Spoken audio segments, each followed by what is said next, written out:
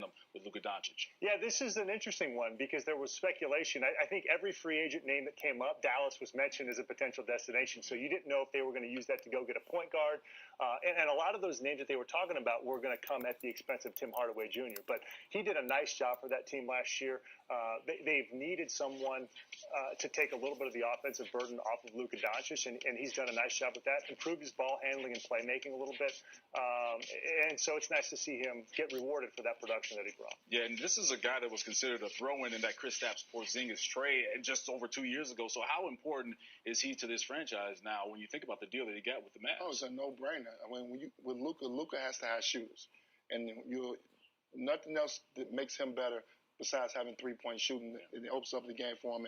And Tim has improved his game so much. Being able to put on the floor, get to the basket a little bit more. Obviously, we know he's a knockdown three-point shooter. So I think this is a great sign. And you couldn't afford to let him get out the door. And they did not. They got to continue to add shooting around Luka as he continues to develop as a player. That's what's going to make him great. He's kind of like the next LeBron James. You know, when LeBron always has to have great three-point shooting around him, Luka's is that same type of guy. Yeah, I love that comp right there, Antoine. Pat, let's talk about the front office for the Dallas Mavericks and new GM Nico Harrison and new head coach Jason Kidd. What's their biggest priority in the offseason right now? Well, I think it's first of all building relationships with one another, and then soon I think the question of Kristaps Porzingis is going to come up again. If they're winning games, probably not. But if they're running into some bumpiness and he's starting to miss time with injuries, if they're not able to be the defensive team that they were last year under Rick Carlisle, I think that becomes a conversation for Dallas. All right, let's go to Utah. And Shams is reporting that Mike Conley is re-upping with the Utah Jazz for 3 years and $68 million. How important was it for Utah to bring him back? We saw him struggle in the playoffs, and really we didn't see much of him in the playoffs because of that hamstring injury. But now he's coming back to Utah with a team that could be scary if healthy when you talk about the Western Conference. I think he's a great fit for them. They obviously had the best record in the league last year. Unfortunate injuries are a part of the game. He got hurt at the worst time of the year where he wasn't able to, be as productive as they thought they needed to be come playoff time. I do like the fact that he did come back and try to contribute and help the team. But it looks like him and Donovan Mitchell have good chemistry together. So I think it's a great signing. You want to come back with that core group. I'm sure they're upset. They got a chip on their shoulder, and they want another shot.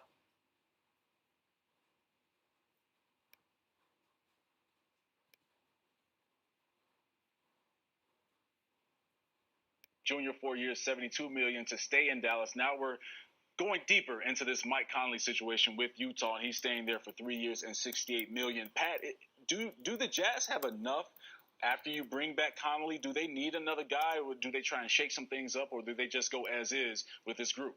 Well, they came off with having the best record in the West last year, so they're clearly good enough in the regular season.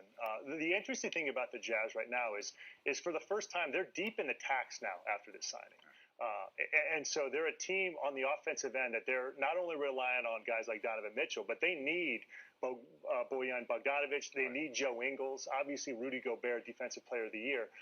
So it's going to be interesting to see if they're going to willing to commit to what it's going to take financially to keep this team together, or if that's just too much and they're going to look for cheaper options. And if they do that, it'll be interesting to see what happens with Joe Ingles because he's a guy who's getting up there a little bit in age, but still brings so much for them off the bench. Yeah.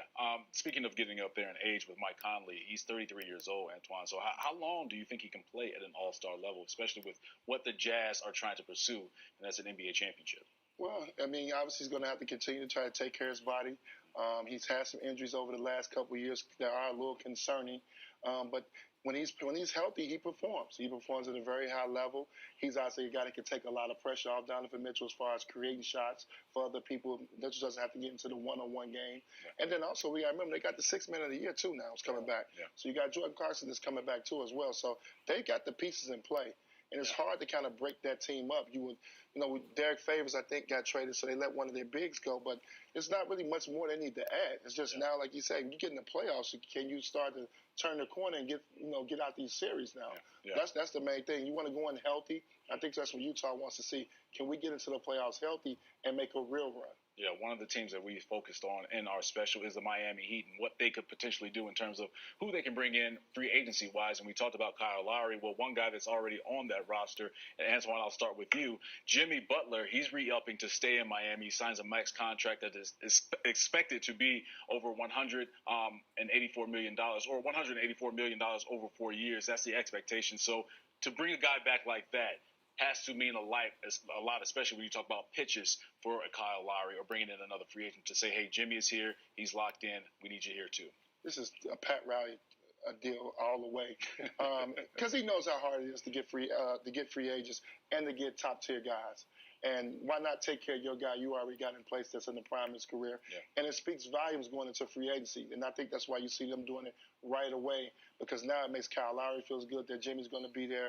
You may get another guy who's like, okay, Jimmy's going to be there, that may want to come along and play alongside him. So I think that's Pat Riley saying, look, we're making the commitment. I know how hard it is in free agency to get these guys to move and to get a superstar. We have one right here in play, and we're trying to win now. Yeah. And that's that's what Pat Riley's always wanted. He wants to win. He wants to be in the of the Eastern Conference, and this is a great sign by them to lock in Jimmy Butler to see if other guys will follow.